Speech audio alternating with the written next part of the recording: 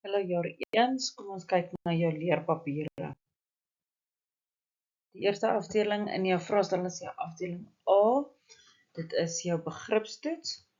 Begripstoetse is 'n lekker manier om punte bymekaar te maak, maar die meeste kinders sukkel met begripstoetse en weet nie altyd hoe om dit te doen nie. Hier is 'n paar wenke om begripstoetse te beantwoord. Lees die stuk aandagtig deur, moenie haastig wees nie. Lees deur die vraag wat gevra word, onderstreep die vraagwoorde na elke vraag, waarom, hoekom, wanneer, hoe, ensovoorts. Lees weer deur die stuk, onderstreep die antwoorde in die leesstuk, as dit vraag 1 se antwoord is, sit in nommer 1 by die sin wat jy onderstreep het.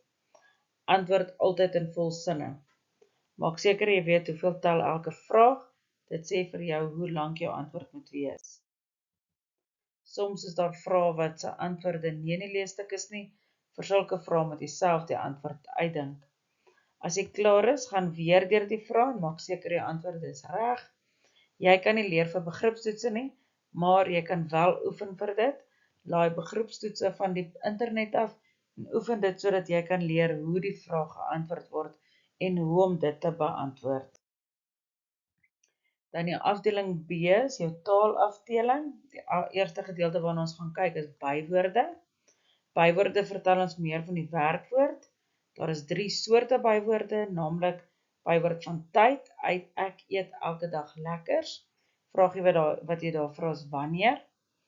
Bywoord van plek, Marie woon oorkant ons. Die vraagie wat jy by bywoord van plek vra is waar. En bywoord van wyse, die skilpad het stadig geloop. Vraagie wat jy daar vra is hoe. Vra die vraag wanneer, waar, hoe, saam met die werkwoord en dan kyk jy watter een beantwoord die vraag. Byvoorbeeld, eet wanneer, elke dag, woon waar, oorkant, het geloop, hoe, stadig. Goed, 'n oefeningkie wat jy op jou eie tyd kan doen. Lees die sinne hieronder en onderstreep die bywoorde, dui ook aan of dit 'n bywoord van plek, tyd of wyse manier is. Nommer 1, ons eet heerlik aan die verjaarsdagkoek. Dan moet jy ook sê wat se soort dit is. 2, ek sit buite en teken. Weer een sê wat 'n soort. Sy sing baie mooi en ook sy soort. As jy klaar die oefening gedoen het, kan jy die antwoorde hier kry. Antwoorde, lees die sin hieronder, onderstreep die bywoorde, dui ook aan of dit 'n bywoord van plek, tyd of wyse manier is. Goed, dan die antwoorde, ons eet heerlik aan die verjaarsdagkoek. Heerlik is my bywoord. My soort is hoe, is die vraag wat ek gevra het, hoe eet ek? Heerlik, so dis 'n bywoord van wyse. Ek sit buite en teken. Buite is my bywoord. Soort, waar sit ek? Ek sit buite, so dit is 'n bywoord van plek. Sy sing baie mooi. Mooi is my bywoord. Die soort is die vraagie wat ek gevra het is hoe. Sing ek of hoe sing sy? Dit is mooi, so dit is 'n bywoord van wyse. Volgende afdeling is werkwoorde. Werkwoorde is aksiewoorde of doenwoorde. Ons kry 3 tye van die werkwoord. Ons kry teenwoordige tyd. Hulle swem. Ons kry die verlede tyd waar ek 'n hulpwerkwoord nodig het. Die meeste van die tyd is dit 'n het en dan voor my werkwoord sit ek 'n ge. My werkwoord skuif na die einde van die sinnetjie toe ook. So dan is dit hulle het geswem. Toekomende tyd, meeste van die tyd gebruik ek sal of gaan. Weereens skuif my werkwoord na die einde van die sinnetjie toe, maar ek sit nie 'n ge by nie. Hulle sal of gaan swem. Oefening wat jy daar kan doen, skryf die volgende sin in die verlede tyd. Pieter neem Saterdag aan 'n marathon deel. 2, ek moet 'n hoed dra, anders gaan my kop koud kry. 3, ouma Annie bak 'n spilkoekies om na die kermis te neem. 4, die baba huil baie hard nadat hy sy voet teen die bank gestamp het. Dan die antwoorde as jy dit klaar gedoen het. Pieter het Saterdag aan 'n marathon deelgeneem. So het kom in die plek van die werkwoord en my werkwoord skuif na agtertoe en dan kry ek ge vooraan. Ek moes, so moet verander na moes toe, 'n hoed dra, anders het my kop koud gekry. En dan het ek weer net 'n het bygesit en by kry het ek 'n g gevoeg. Ouma Annie het 'n spulkoekies gebak om na die kermis te neem. Die baba het baie hard gehuil nadat hy sy voet teen die bank gestamp het. Toekomende tyd, verander die volgende sin in die toekomende tyd gebruik ek meeste van die tyd sal of gaan as my hulpwerkwoord en my werkwoord skuif na die einde van die sin toe. Nikita blaai deur verskillende tydskrifte. Oupa kap hout vir die vuur. Ek is in groot moeilikheid. Dis 'n heerlike somersdag vandag. My antwoord daar vir die toekomende tyd. Nikita sal of gaan deur verskillende tydskrifte blaai. Blaai is my werkwoord, so hy skuif na die einde van my sinnetjie toe. Oupa sal of gaan hout vir die vuur kap. Ek sal of gaan in groot moeilikheid wees. Dit sal of gaan 'n heerlike somersdag vandag wees. Okay, volgende oefeningkie, skryf hierdie sinnetjies oor in die teenwoordige tyd. Verander die volgende sinne na die teenwoordige tyd toe. My broer het my geklap. Die boemelaar het geld gebedel. Pappa sal die kar regmaak. Ek sal vir mamma in die kombuis help. Goed, teenwoordige tyd weet ek het nie 'n hulpwerkwoord nodig nie. So hierdie sinnetjies is nou nie in die teenwoordige tyd geskryf nie, so jy moet die hulpwerkwoord uithaal uit hierdie sinnetjies uit. Goed, en dan die antwoorde. My broer klap my en my werkwoord skuif weer terug na vroeër in die sinnetjie toe. Die boemelaar bedel geld. Pappa maak die kar reg. Ek help vir mamma in die kombuis. Volgende afdeling is voegwoorde. Voegwoorde word gebruik om woorde, sinne of dele van sinne met mekaar te verbind of aan mekaar te voeg. Byvoorbeeld, Zelda lees, Zelda skryf en is my voegwoord. Zelda lees en skryf. Kyk mooi, ons herhaal nie weer die naam nie, so dan skryf ons net Zelda skryf of eerder Zelda lees en skryf.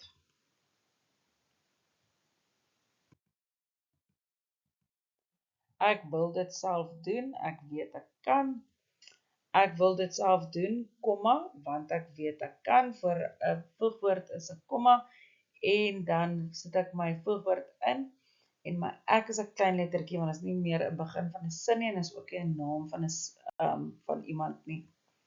Ek sukkel, ek gaan aanhou probeer, maar ek sukkel, komma, ek kom in die plek van die punt, maar en ek is weer 'n klein lettertjie want dit is weer nie 'n naam of aan 'n begin van 'n sin nie. Gaan aanhou probeer. Okay, oefeningkie. Onderstreep die voegwoorde in die volgende sinne. Ek gaan nou slaap want ek is vaak. Ek sal kom sodra my werk klaar is. Ek drink medisyne want ek is siek. En dan jou antwoorde. Onderstreep die voegwoorde, het ons nou klaar gesê. In my eerste sinnetjie is want my voegwoord. Tweede sinnetjie is dit sodra. Derde sinnetjie is dit want. Volgende afdeling is lidwoorde. Ons kry twee soorte lidwoorde. Ons kry 'n onbepaalde lidwoord wat 'n is. Dit word saam met die enkelvoudsvorm gebruik. Enkelvoud beteken dis net een ding. 'n huis, 'n radio, 'n boom. Dan kry ek 'n bepaalde lidwoord. Dit is die.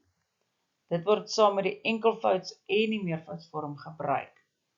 Die huis, die radio, die boom of die huise, die radios, die bome. Oefeningkie sê of die volgende lidwoorde onbepaalde of bepaalde lidwoorde is, skryf slegs die bepaald of onbepaald neer. Ek wil asseblief 'n radio hê. Wie die laaste lag, lag die lekkerste. 'n Dier moet altyd goed versorg word. So trots is 'n pauw. Die boemelaar dra verslete klere. En dan my antwoorde. Nommer 1 was 'n so dis 'n onbepaalde lidwoord.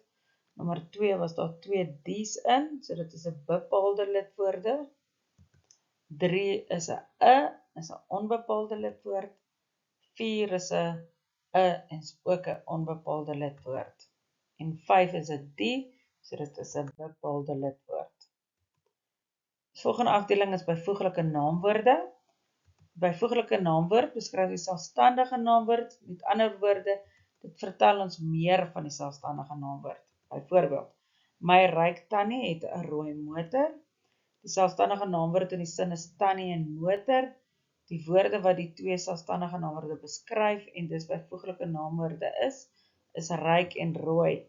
In hierdie voorbeeld word die byvoeglike naamwoord voor die woord gebruik wat dit beskryf. Okay, soms gebruik ons die byvoeglike naamwoord ook na die woord waarop dit betrekking het. Byvoorbeeld, my tannie se motor is rooi.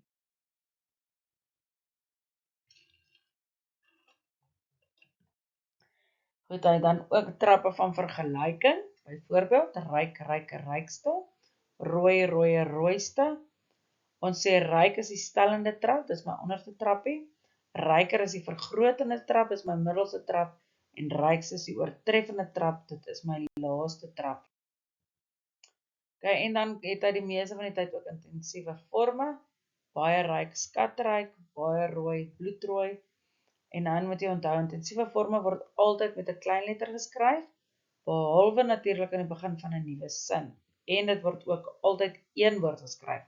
As ons dit nie as een woord skryf nie, is dit 'n spelfout. Maar daar is 'n uitsondering. Byvoorbeeld, baie oop is waawyd oop. Waawyd skryf ek as een woord, maar waawyd en oop is twee woorde. Selfs by wakker, waawyd weer eens een woord, wakker 'n ander woord, so dit is twee woorde. Goed, 'n oefeningkie, kyk of jy al die byvoeglike naamwoorde in die volgende sinne kan raak sien en skryf dit dan op die lyntjies neer wat voorsien word.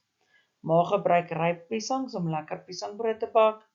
Die rowwe branders het die breingebrande branderplanke ryers verhoed om in die see in te gaan. Die vetkat sit in die hoë boom. My antwoorde daardan: ma gebruik piesangs. Piesangs is my selfstandige naamwoord. Ryp is my byvoeglike naamwoord want hy vertel my 'n bietjie meer van die piesangs.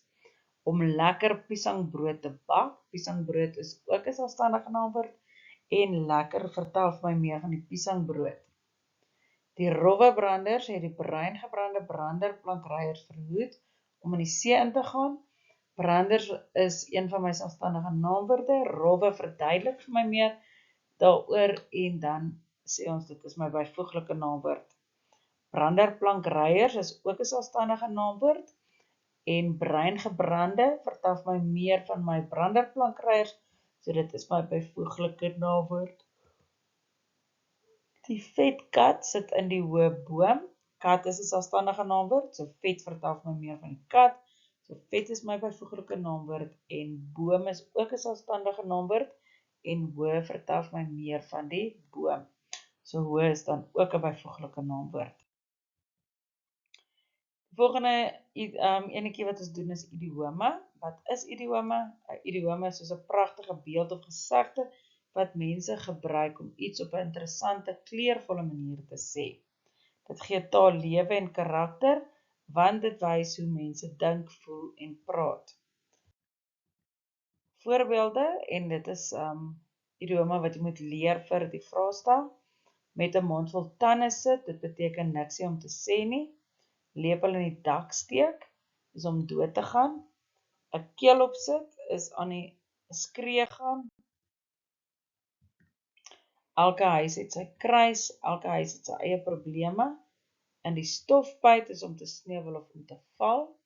Iemand val uit die lug, hy of sy verskyn onverwags. Iets wat nog in die lug hang, iets wat nie opgelos of afgehandel is nie.